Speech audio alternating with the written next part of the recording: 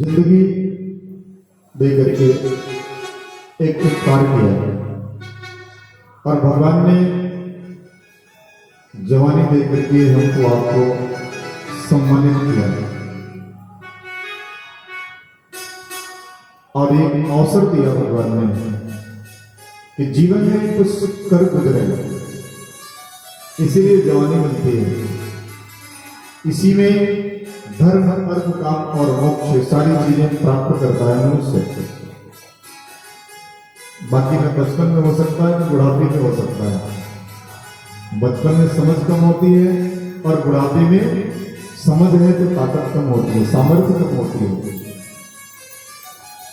इसलिए जो कुछ कर पाता है मनुष्य वो जवानी में कर पाता है। और ये एक अवसर है, इस अवसर का जो लाभ लेता है तो दुनिया में संसार की सारी उपलब्धियों को प्राप्त करता है। अवसर चूक जाने वाला व्यक्ति अंत में पश्चाताप करता है, सिर्फ हाथ में रहने जाता है। बुजुर्ग कहते हैं बेटा, एक बार एक सरोवर के किनारे एक बरगद का वृक्ष था, विशाल बरगद का वृक्ष, और उसी से लगा हुआ विशाल सरोवर। उस सरोवर में एक हंस रहता था। और मेरे भाई बहनों, हंस का अपना एक नियम था कि रोज 4 बजे उठ करके भोर में एक शुभ मुहूर्त की घोषणा करता था। एक शुभ मुहूर्त की घोषणा करता था। एक दिन प्रातःकाल का समय, भोर में 4 बजे हंस ने आवाज लगाई कि आज का मुहूर्त बहुत बढ़िया है। आज अगर कोई इस सरोवर में स्नान कर लेगा तो उसे राजा और रानी होने का सौभाग्य प्राप्त होगा। उसी बरगद के पेड़ के ऊपर एक जोड़ा बंदर और बंदरिया का रहता था। बंदरिया ने बंदर से कहा, सुनते हो? कहा हाँ बोल। कहा चलो गंगा इसमें सरोवर में स्नान कर रहे हैं, राजा और रानी बन जाएंगे, बंदर का शरीर छूट जाएगा, जीवन आनंद से बीतेगा। कहा चुप कर, ये हंस पागल है, ये डेली बक करता है, सुनती नहीं क्या तू? कहा सुनती तो हो स्वामी, लेकिन आज का इसका बोलने का जो ढंग है कुछ अलग नहीं दिखता। कहा मुझे तो कुछ अलग नहीं दिखता, ये रोज बक करता, आज भी कर रहा है। कहा नहीं स्वामी, आज कुछ बात और है। तो बंदर ने कहा भाई देखो, भोर में नींद अच्छी आ रही थी तो डिस्टर्ब किया, मुझे सो लेने तो अभी, दोबारा मत कहना मुझे। थोड़ी देर बाद हंस ने आवाज लगाई दोबारा, कहा कि आज के मुहूर्त में अब भी अवसर है, यदि अब भी कोई सरोवर में स्नान कर ले तो उसे राजा और रानी बनने का सौभाग्य प्राप्त होगा। बंदरिया ने बंदर से दोबारा कहा, स्वामी बात मान लीजिए और सरोवर में स्नान कर लीजिए। बंदर ने जोर की डांट लगाई, कहा अगर दोबारा इसके बाद अगर मुझसे कहा तो इसी पेड़ से धकेल दूंगा नीचे, दोबारा मत मुझको बोलना। सुबह बहुत मौका है। बंदरिया शांत हुई और थोड़ी देर बाद हंस ने उस दिन के अंतिम मुहूर्त की घोषणा की। कहा कि आज के इस शुभ मुहूर्त में कुछ ही क्षण बचे हैं, अगर अब भी सरोवर में कोई स्नान कर लेता है तो उसे राजा और रानी बनने का सौभाग्य मिलेगा। तीसरी बार उस बंदरिया ने बंदर से परामर्श नहीं किया, झट से सरोवर में छलांग लगा दी। और छलांग लगाते ही मेरे भाई बहनों, मुहूर्त के प्रभाव के कारण एक सुंदर राजकुमारी बन करके, एक सुंदर तरुणी बन करके नव यौवना सरोवर से बाहर निकली। और सरोवर से बाहर निकली तो बंदर देख रहा था ये मेरी पत्नी राजकुमारी बन गई। और उस मुहूर्त के प्रभाव के कारण उस देश का राजकुमार सुबह भ्रमण के लिए निकला। और जब उसने देखा उस तरुणी को, तो कहा, भद्रे, मैं तुमसे गंधर्व विवाह का प्रस्ताव रखता हूं, मुझसे विवाह करो, राजमहल चलो। तुरंत उसने स्वीकृति दे दी। दोनों ने एक दूसरे को माला पहनाई और राजकुमारी बनकर ठट से बंदरिया चली गई राजमहल में। बंदर ने देखा कि ये मेरी पत्नी राजकुमारी बनकर दूसरे के घर जा रही है, ये तो बड़ा बुरा हुआ। उसने कहा, मैं भी छलांग लगाता हूं। उसने भी सरोवर में छलांग लगाया भाई बहनों, लेकिन मुहूर्त बीत चुका था, अवसर निकल चुका था। इसलिए उसने जब छलांग लगाई तो उसके शरीर पर उसका कोई प्रभाव नहीं हुआ। ठंडक का टाइम था, पानी में कूदा, ठंडक ऊपर से लगी। और ठंडक जब लगी तो बंदर मारे झल्लाहट के किसी तरह पानी से बाहर निकला और सरोवर के किनारे बैठ करके धूप ले रहा था। उसी बीच में आया एक कलंदर और कलंदर ने देखा एक बंदर, और कलंदर ने तुरंत जाल फेंका और उस बंदर को पकड़ कर ले गया और पीट पीट करके उसको नाचना सिखाया। एक दिन वही कलंदर उस बंदर को लेकर के चला गया राजमहल में और दासी से संदेशा भिजवाया कि रानी और राजा को बुलाओ, मैं कुछ खेल दिखाऊंगा, बंदर का नाच दिखाऊंगा। तो राजकुमार और वो रानी दोनों अपने आसन पर विराजमान हुए। उस कलंदर ने उस बंदर को कहा, ये मेरे बंदर, जरा राजा को नाच के दिखा। बंदर ने मुड़ी हिलाया, कहा, नहीं नाचूंगा। 2 बार 3 बार कहा, नाच के दिखा दे, नहीं माना। एक छड़ी मारा जोर से, चिल्ला उठा। राजकुमारी को बड़ा दर्द हुआ क्योंकि उसको स्मरण था कि ये मेरा पति है। बड़ा दर्द हुआ। राजरानी उठी और उसने कहा, कलंदर, एक काम करो। कहा, क्या है? कहा, इस बंदर की जितनी कीमत लेना हो तुम ले लो, इसको मेरे पास छोड़ दो, मैं इसको लेती हूं, मुझे बहुत अच्छा लगा।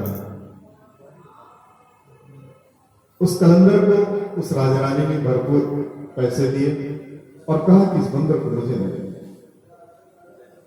खरीद लिया, उसको लिया, अपने पास बिठाया, सिर पे हाथ फेरा, कहा, स्वामी, उस समय मैंने कहा था मुहूर्त को पहचानो और मेरे साथ जल में छलांग मारो। अगर आज वो बात आपने माना होता तो आप भी राजा होते और मैं भी रानी होती, लेकिन आपने उस समय को, उस अवसर को पहचाना नहीं। इसलिए आज आपकी ये दुर्गति जो देखने को मिली, इससे मुझे बेहद पीड़ा है। आपके उस दर्द को मुझसे देखा नहीं गया, इसी नाते मैंने आपको अपने पास रखा है। लेकिन अब आपके कर्मों को मैं मिटा नहीं सकती क्योंकि आपने अवसर खो दिया है। गुरुदेव कहते हैं, बेटे, ये युवावस्था, ये जवानी भी एक अवसर है और इस अवसर को जो चूक जाता है उसी बंदर की तरह जीवन पर्यंत पश्चाताप करता है। इसका उपयोग करें और उपयोग करके भाई बहनों इसका लाभ उठाइए। भगवान शिव माता पार्वती को, भाई बहनों, इसी प्रकार से समझा रहे हैं। और आगे कहते हैं भगवान राम की महिमा का बखान करते हुए, सब कर परनो प्रकाशक जोई, सब कर परनो प्रकाशक जोई, राम आदि अवधूत सोई, राम आदि अवधूत सोई, श्री राम जय राम जय जय राम, श्री राम जय राम जय जय राम, श्री राम जय राम जय जय राम, श्री राम जय राम जय जय राम, जय श्री राम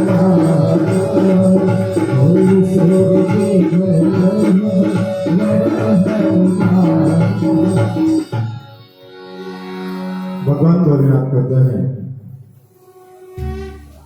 कि संसार में ये प्रसिद्ध है भाई बहनों। बाबा कहते हैं माता पार्वती को समझाते हैं कि माया के प्रभाव के कारण इस जगत को मनुष्य सत्य मान लेता है और उसी अज्ञान के कारण वो इस संसार के लौकिक संबंधों को भाई बहनों सत्य मान करके उसी के लिए विचलित होता है, उसी के लिए बेचैन होता है।